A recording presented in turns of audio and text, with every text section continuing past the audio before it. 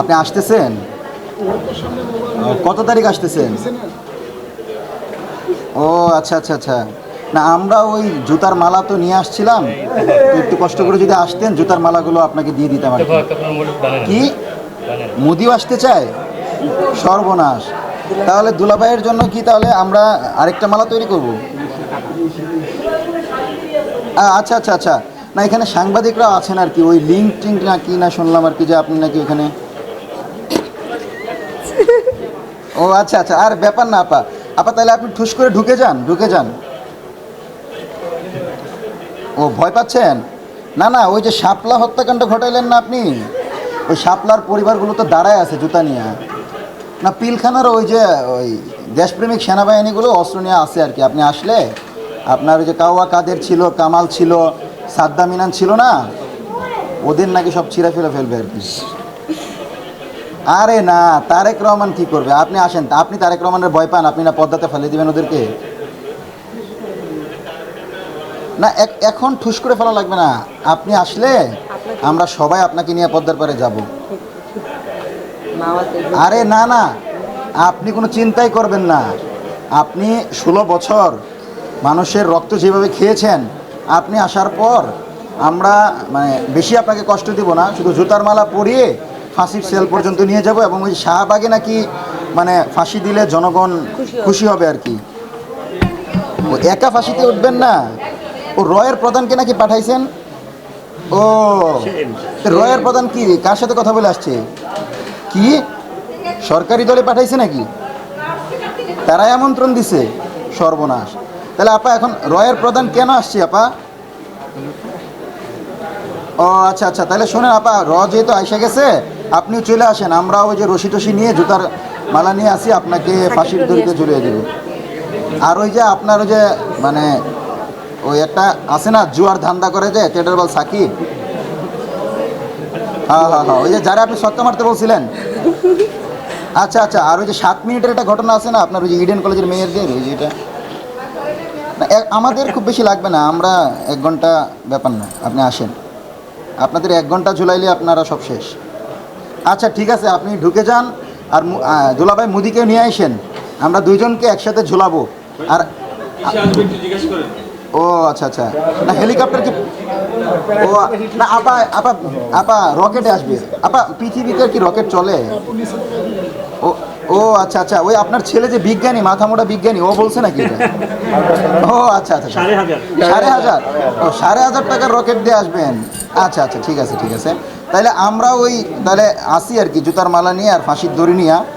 আর ওই যে আপনার নাকি কোন ছোটো কাপড় টাপড় নিয়ে গেছিলো গণভবন থেকে, ওগুলো কি পাওয়া গেছে? না এইবার আসলে আপা ওগুলোও থাকবে না, এইবার আসলে আসলে কিছুই থাকবে না আপা। আচ্ছা আচ্ছা ঠিক আছে, তাহলে আপনি একটু কষ্ট করে মুদি সহ রর প্রধান কিন্তু পাঠাইছেন, বাকিদের সহ চলে আসেন, আমরা দেখি আর কি আপনার কি। না ওইটা বেশি না, আপনাকে ফাঁসি দেওয়া হবে, আপনি ঝুলবেন আর আমরা উল্লাস করব, মিষ্টি বিতরণ করব, আর আওয়ামী লীগের সব নেতাকর্মী দেশ থেকে পালাবে, বাংলাদেশ ফেসিবাদ মুক্ত হবে।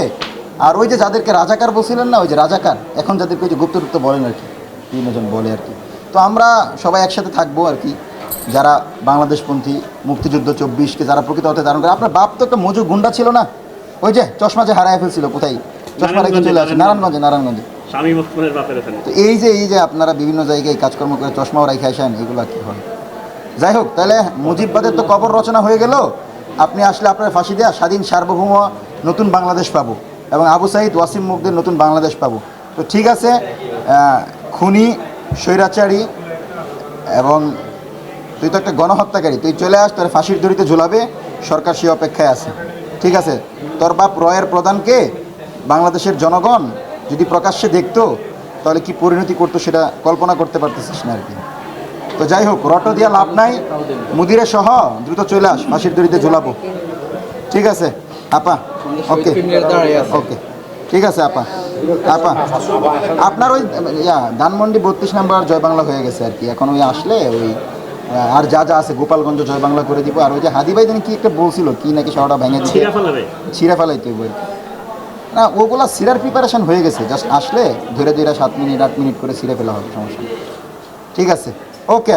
ঠিক আছে আপা, চলে আসেন ডিসেম্বরে, জুতা আছে। ওকে, থ্যাংক ইউ। আপা তো আসতে চাচ্ছে, আপা মোদিকে নিয়ে আসবে। তো আপা আসলে ইনশাল্লাহ আমরা আপার ওই সব গোপালগঞ্জের শাওড়া ছিঁড়া ওই জুতার মালা পরে শাহবাগে নিয়ে যাব, প্রকাশ্যে ফাঁসি হবে এবং ছাত্র জনতা উল্লাস করবে।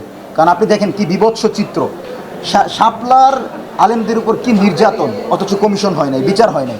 পিলখানা হত্যাকাণ্ডের অফিসারদের কাপড় ঝুলাইয়া রাখছেন, আপনি দেখাচ্ছেন খুব সম্মান, অথচ পিলখানা হত্যাকাণ্ডের বহু পরিবার আমার কাছে এসে বলছে যে আমাদের ফাইলটা আলাদা করা হয়েছে, আমরা যেন বিচার না পাই।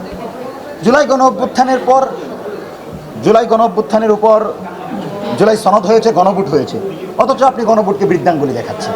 তার মানে সব প্রক্রিয়া মিলে এমন একটা প্রক্রিয়া চলছে যেই প্রক্রিয়ার ভিতর দিয়ে আওয়ামী লীগের রাজনীতিকে নর্মাল করা যায়।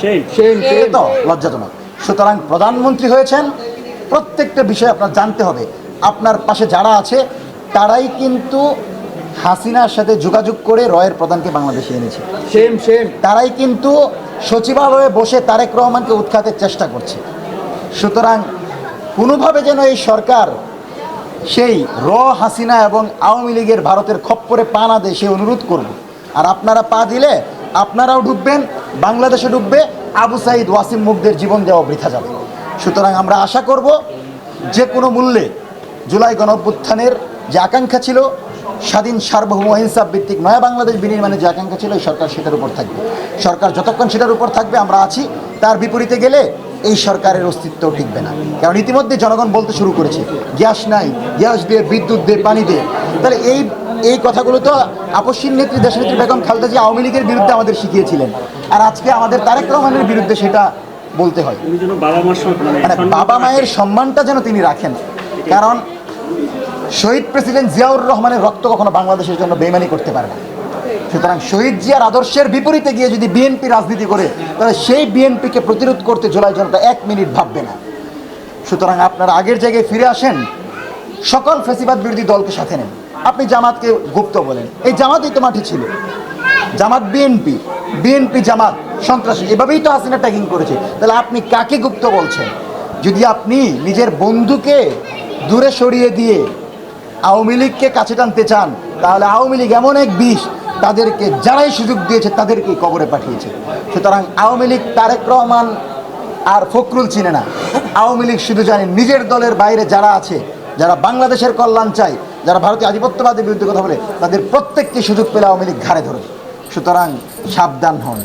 অহংকার আর ইগুর কারণে বাংলাদেশের জনগণের বিপরীতে গিয়ে কোনো কিছু করতে যাবেন না।